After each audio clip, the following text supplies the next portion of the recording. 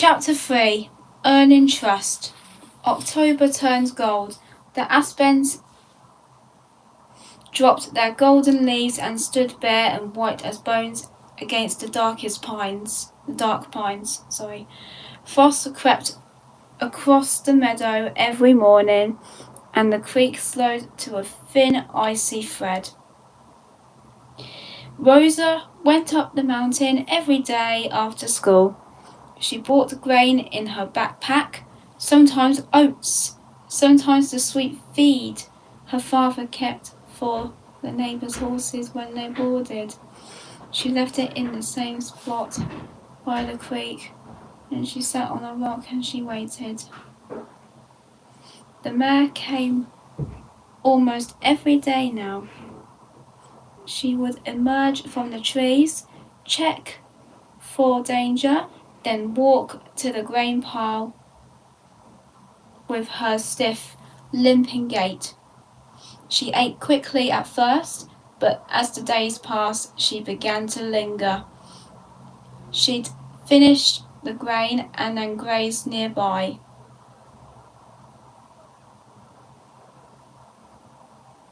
Occasionally lifting her head to look at Rosa with those big, dark eyes.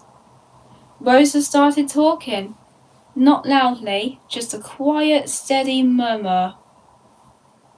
The way you might talk to a baby or a frightened cat. She told the mare about Portland, about her school, about Tanya and the other friends she missed.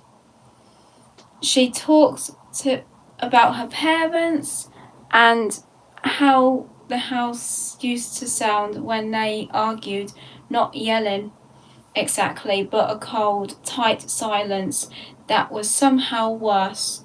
She talked about the divorce and how nobody had asked her what she wanted.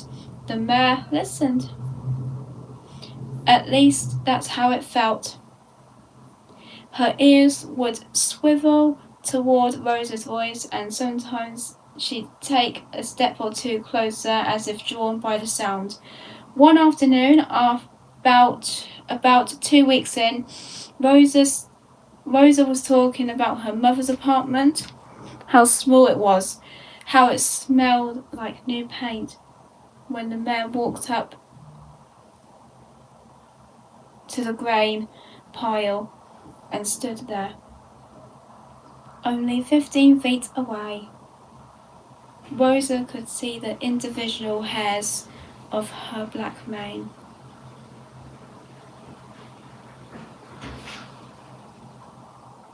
The way her rust-coloured coat caught the afternoon light, the slow rise and fall of her ribs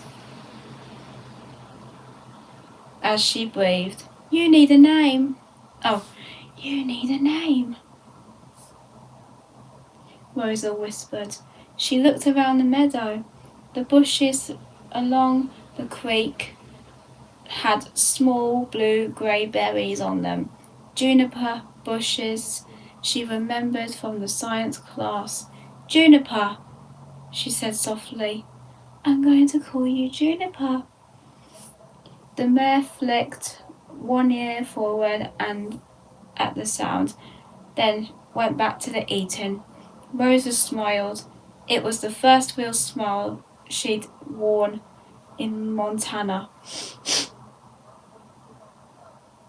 As the weeks passed, Juniper's wound slowly improved. The scab tightened and shrank, and the mare's limp became less pronounced, though she still favoured that left front leg. Rosa wished her father could examine it properly,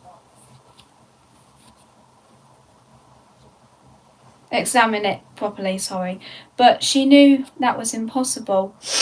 Juniper tolerated Rosa's presence,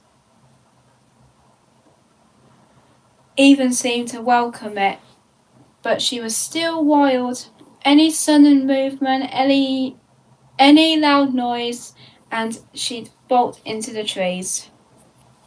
So Rosa learned to be still. She learned patience she didn't know she had. She learned to read Juniper's moods from the set of her ears, the tension in her neck, the rhythm in her breathing. Ears forward meant curious, ears flat meant scared.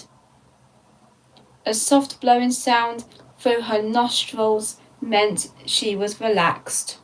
One day Rosa held out a handful of grain instead of leaving it in a pile. She sat cross-legged on the ground with her arm extended, the oats cupped in her palm, and she waited. 10 minutes, 20. Her arm ached and her fingers went numb. Juniper approached in tiny increments, stopping and starting, her whole body trembling with the effort of overcoming her instincts. When she finally stretched her neck out and licked the grain from Rosa's palm, her muscle was soft as velvet and warm as bread from the oven.